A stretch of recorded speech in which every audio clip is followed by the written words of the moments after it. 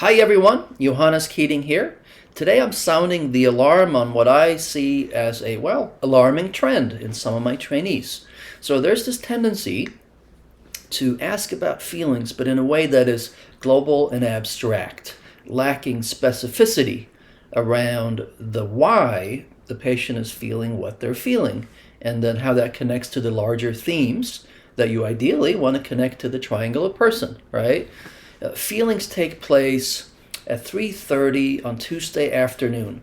That's where feelings take place, not in the ether somewhere, but in the very concrete and specific time and place. And so here's the thing, feelings are always very, very specific. There's a specific reason why people feel what they feel, connected to specific modules or trigger points that typically relate to their past, okay? And so when people simply ask about, so you're angry or you're frustrated, so how do you experience that? When you immediately go into how do you experience that, without first getting clarity on perhaps why the patient is angry with you or angry at someone in the C or the P, okay, you're really shortchanging the patient in the treatment course. Because that kind of clarity on the specific reason why, one, it can give you leverage. You can really begin to underscore. So as that person yet again did not take you seriously, let's see what you really felt. Okay? You don't have that leverage to really tweak up the knob if you don't get that clarity on the specific reason. And it could be not being taken seriously. It could be feeling ignored, abandoned, right? There can be all kinds of different flavors, but there's going to be a very precise, specific reason why someone is feeling what they're feeling. Furthermore, feelings take place Tuesday afternoon at 3:30 p.m., a specific time, a specific place. My fiance walks through the door and she looks at me in a stern way. I'm having feelings about it, okay? If I was the patient, it wouldn't be enough for the therapist just to say, oh, so what feelings? And then, oh, I was angry about it, and so how do you experience that anger? I mean, if you work with someone for a long period and all of this has already been clarified, fine, you go for it. You can go with just a general, you're angry at her, so how do you experience that? That's fine if you've already done the legwork and established all this kind of clarity. But assuming it's earlier in the treatment and you haven't, you want to do that. You don't just want to go for, so what's the feeling and then how do you feel it, okay? You would go for, so what did it mean to you that she gave you that look?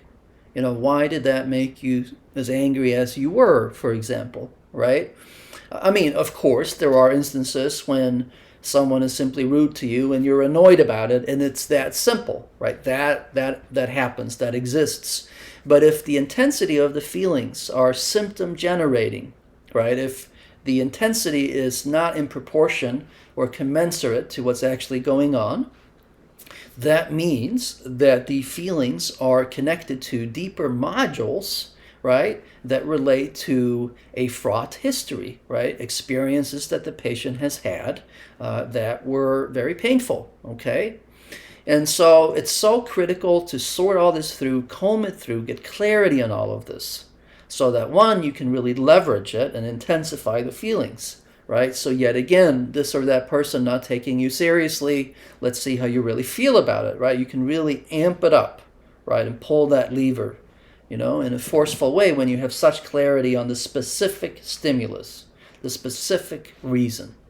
Not only that, the clarity alone is therapeutic. Like, it isn't just about having feelings, it's about putting those feelings into perspective, understanding them, understanding why certain moments are symptom generating, and then working through the feelings. Yes, critical, but to have the clarity to then connect that on the triangular person. This is why that makes me so angry when someone cuts me off in traffic. Okay, connects to, right, when my mother just barged through my bedroom door and disrespected and violated my privacy, right? That's the level of clarity that you want. The third reason why it's critical to get this level of specificity around the themes and the reasons for why people feel what they feel is because you're pinging the unconscious, right? You are going to the P on the triangle of person. right?